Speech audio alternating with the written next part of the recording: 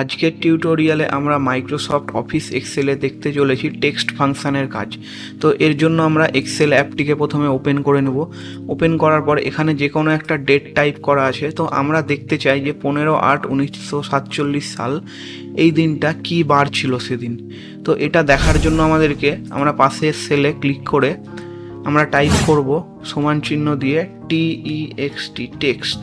এরপরে first bracket open করে আমরা যে ডেটটাকে দেখতে চাই, তো সেই ডেটের ঘরে ক্লিক করলে সেই সেলটা সিলেক্ট হয়ে যাবে। এরপরে আমরা কমা প্রেস করব। প্রেস করার পর আমরা ডবল কোটেশন দেওয়ার পরে এবার আমরা যেহেতু ডে দেখতে চাই, তাই আমরা 4টে D টাইপ করব। এরপরে আমরা ডবল কোটেশন বন্ধ করে দিয়ে ব্র্যাকেট বন্ধ করে এন্টার প্রেস করলেই আমাদেরকে দেখিয়ে দিবে যে এই দিনটা কি বার ছিল। তো এই দিনটা ফ্রাইডে, শুক্রবার ছিল।